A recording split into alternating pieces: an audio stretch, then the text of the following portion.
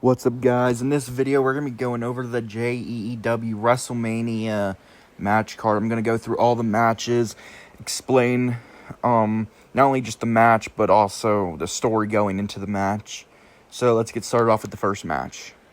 Alright, so this first match is an Ultimate X Intercontinental Championship and United States Championship unification match. And this match is Ryback, Penta, Drew McIntyre, Wardlow's the U.S. champion, Hornswoggle was the Intercontinental champion, Braun Breaker, Malachi Black, Bobby Lashley, and Austin Theory. So this match, the main story in this, I guess, is really Wardlow and Ryback. So Ryback was the first Intercontinental champion in JEEW. Then he lost his title to Hornswoggle at the Royal Rumble, actually. And it was because he was just beating the crap out of Hornswoggle, and Wardlow got in there and was like, hey, you need to pick on someone your own size. Took him down, helped Hornswoggle beat him, and humiliated him. Then later on in the Royal Rumble match, Ryback came in at the number 2 entrant, and he was kind of running roughshod, to be honest. He was destroying everybody. And then Wardlow came in, and he was like, he threw Ryback out instantly. So that's the main story, and so this match is going to be very interesting. We got a very crazy lineup in this match. Alright, this second match is a Fatal 4-Way number 1 contender for the Universal Championship. Brody King, Swerve Strickland, Sami Zayn, and Braun Strowman. So this match is going to be really interesting, and it's really just like a clash of 4 different styles. You got Sammy, who's kind of like a high-paced, kind of a technician, but a high-paced guy. You've got like Swerve Strickland in there, who's really like a hitman in there. He's almost like an assassin. Brody King is like a big guy, but he can move. And then Braun Strowman is like the powerhouse in there. So we got a Fatal 4-Way to determine the number 1 contender for the Universal Championship, which will then happen at the next pay-per-view, which will be Backlash. Alright, now we got Gunther and Bryan Danielson. This match is going to be very interesting. This match could end up being the best match on the show. But this match story really started at the Royal Rumble. Like, these two came in, and as soon as they both were in there together, they were just going after each other. Gunther actually eliminated Daniel Bryan, and then on a separate show, when I was talking to Jimmy Uso, they came out and attacked each other. And this is going to be a submission match. So it's really going to be seen whether who's the best man. So that's basically what it is. But submission match, one of them's got to make the other tap out. Or if one of them passes out, that also counts as a submission. But this match is going to be very fun. Alright, Darby Allin versus Kevin Owens, last man standing. This is one of my favorite. This is going to be one of my favorites to film. I can already tell, and I haven't even started filming any of these. But this match also started at the Royal Rumble. Or the story and like going into this match started at the Royal Rumble. Cuz Darby was in the ladder match earlier for the Money in the Bank earlier in the night. He had fingertips on the briefcase. Randy Orton pushed him off the ladder, and he fell through a ladder bridge off the top of another ladder, face first. So he came into the Rumble already busted open in a bloody mess. And Kevin Owens and Darby instantly went after each other. Just like and if you saw in the last episode, like Kevin Owens said that his problem with Darby is that he thinks he's too reckless, and that these fans cheer him when someone like Kevin Owens doesn't get cheered for. But the story also going into this is, Darby was in a qualifier match for Ultimate X, and Kevin Owens attacked him, ended up with, I'm pretty sure Austin Theory won that match. But so he screwed him out of that match. And then he also screwed him out of the Tag Team Royal Rumble, which we just saw. But it actually kind of ended up backfiring because Darby then beat up Kevin and basically launched him off of this upper platform, and then he was in that wheelchair. But that wheelchair actually seemed to be kind of like a fake out to get Darby to think that Kevin Owens was down and out. But as we saw in the last episode, Kevin Owens told Darby, said that he's going to make sure he leaves New York in a body bag. So we're going to have to see. This match, though, is going to be crazy. Like, they got to make each other be down for the count of 10. And these two guys, I don't think, want to let either of them do that. All right, now the Fatal 4-Way TLC Tag Team match. So it's the Briscoe Brothers, the Usos, DX, and the Hardy Boys, who just won the titles. There's not really a story to this one.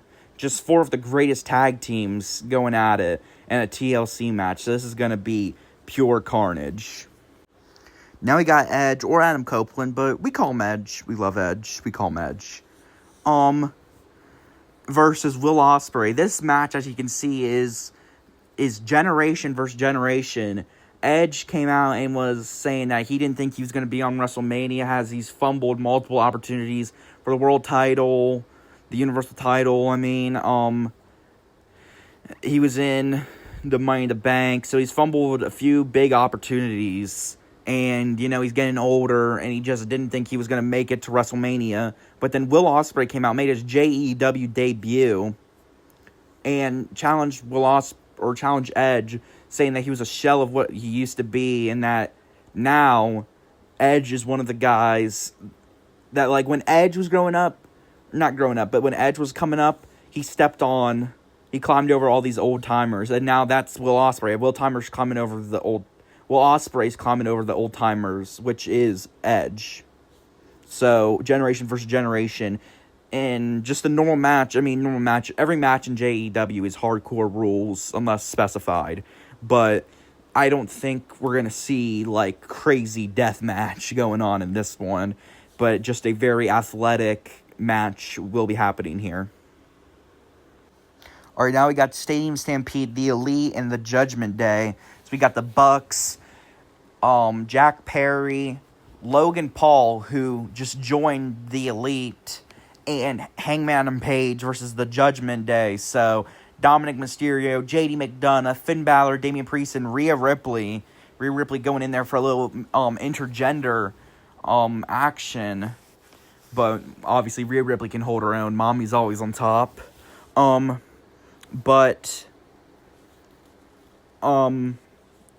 This match, the story of this match has been going on for a while now. I linked up with Judgment Day, when them and the House of Black joined together, because I had the connection with Malachi Black, and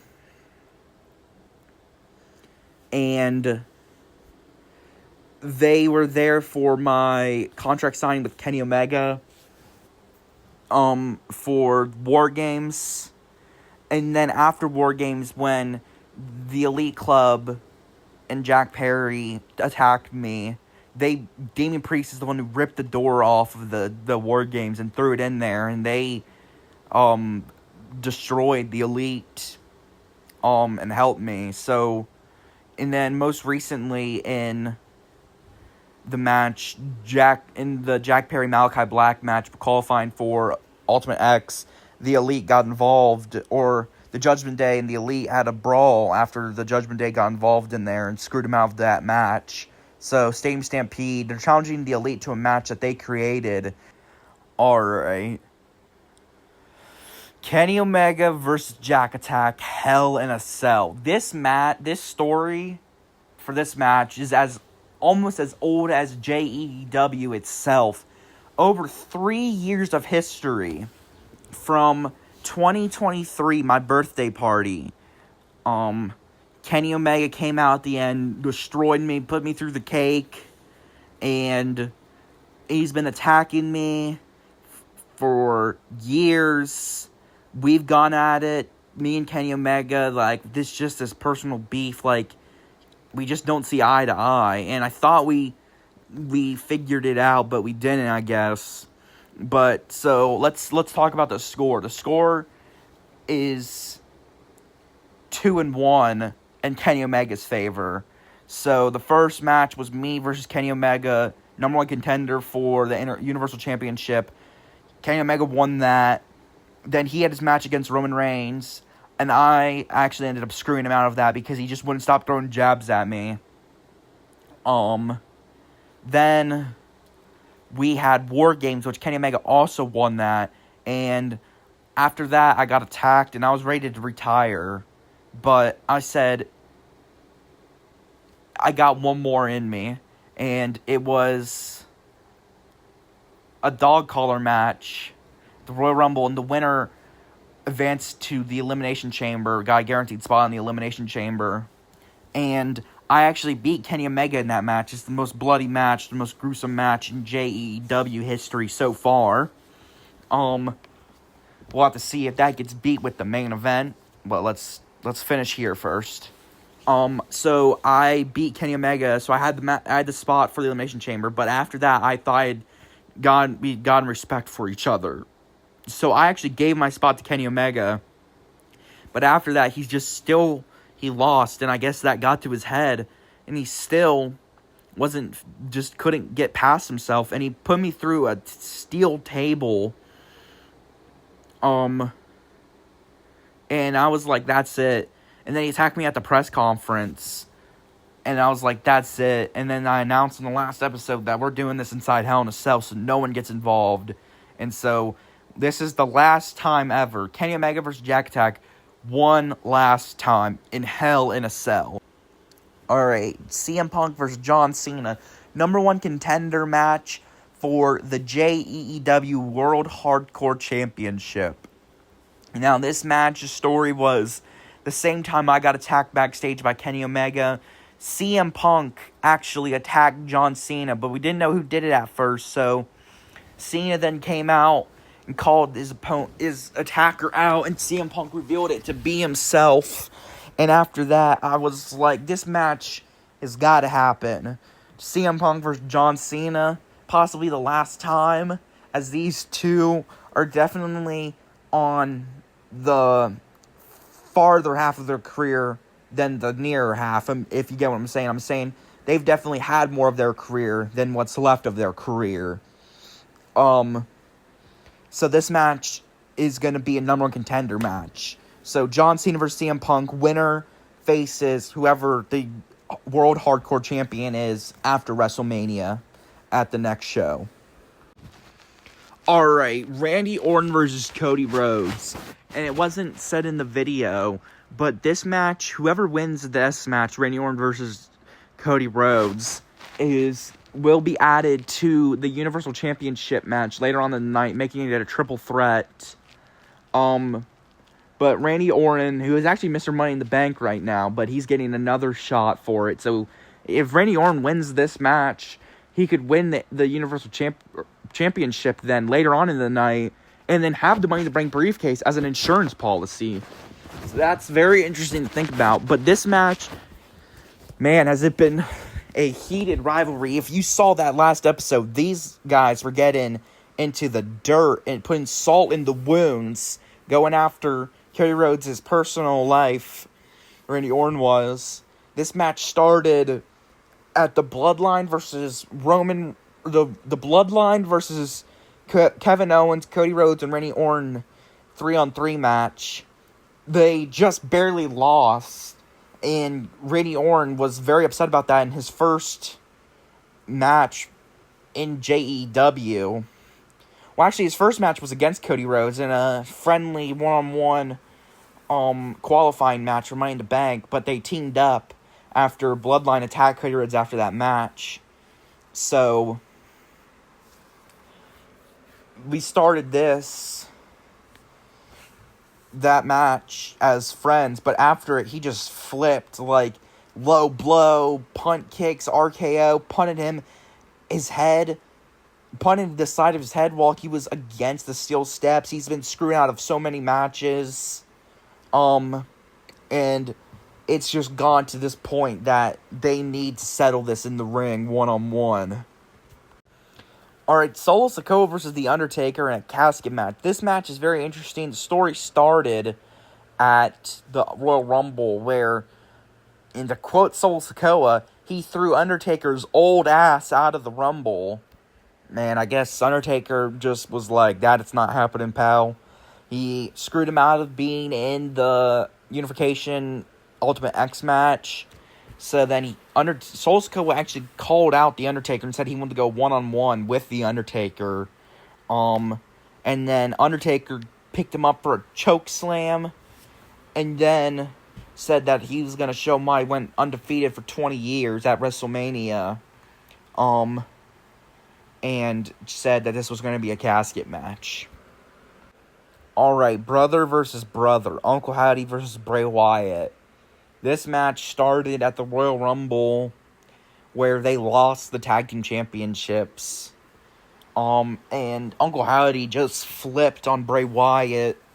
And then when he was in the match, and when Uncle Howdy was in the match against Penta, Bray Wyatt returned. We hadn't seen him in a while, and he returned with a new look, and he just took out his brother. And then on the last episode, we saw Uncle Howdy say that he didn't need Bray anymore, and that he was going to prove that he never needed him at WrestleMania in this brother versus brother match.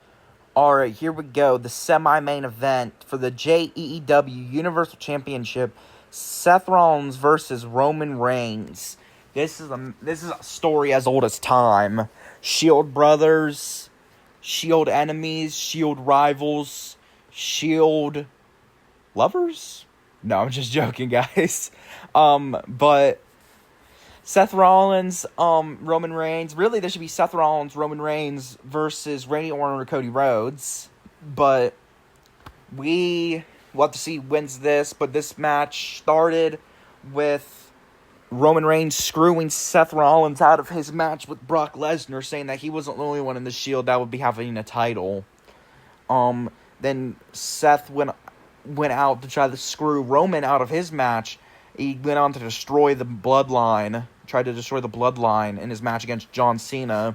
Then Seth actually beat up Dolph Ziggler, and took his spot in the Royal Rumble, and almost won the damn thing, until, the man that's coming up next arrived. But since he was the second to be eliminated, or the last person to be eliminated, he instantly got a spot in the Elimination Chamber, where then he went on to win and got the opportunity to face Roman at this WrestleMania. So Seth versus Roman versus whoever wins, Cody Rhodes or Randy Orton. Now we're finally here. Unlucky 13. A 13th match on this show. But speaking of that, Joker Jon Moxley versus Brock Lesnar in a barbed wire I Quit death match for the JEEW World Hardcore Championship.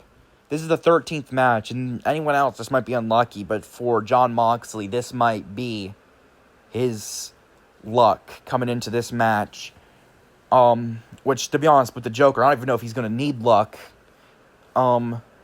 But this match started with the story of this match started in the Fatal 4-Way World Hardcore Championship match.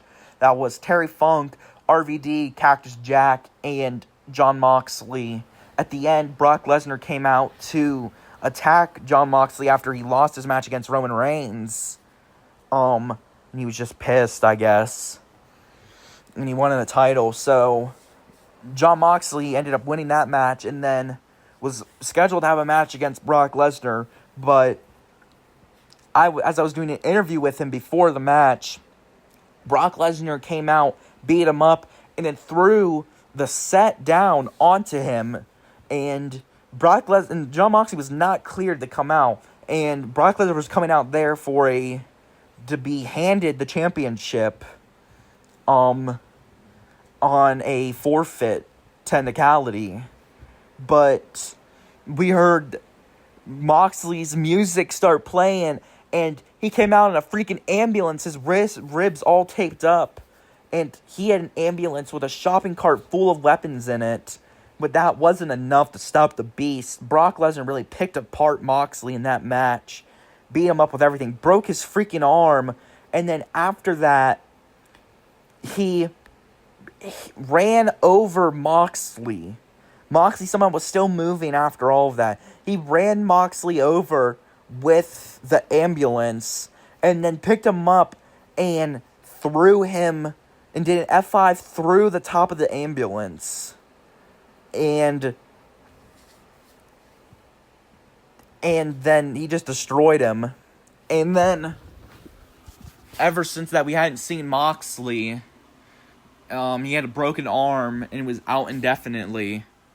But then Moxley, as the Joker, started to haunt Brock Lesnar until his match against Seth Rollins, right after he won. We saw the lights went out, and the sign that Brock Lesnar ripped up, that Jon Moxley sign that Brock Lesnar ripped in half, that then was covered in Jon Moxley's own blood, appeared at his feet. And I said at Royal Rumble, I couldn't believe it. It had to be someone playing a joke, but it was no joke, because the only joke was Joker Jon Moxley, who came out and won the Royal Rumble, and then made his challenge very clear at his Royal Rumble match selection. When he hit Brock Lesnar and grabbed Brock Lesnar by the throat and then hit him with a barbed wire bat and put him through a table, holding up the title that he made famous. But this match is just going to be crazy. This is going to be a bloodbath. And this match is the one I was alluding to earlier. This might be the new most deadly match in JEEW. A barbed wire I Quit death match. But everyone, I want to thank you guys for watching this. I really want to start filming the WrestleMania, but I'm still waiting on my stuff from WrestleListic and my other crowd pop-up. But thank you guys for watching. Make sure to like and subscribe. And peace out.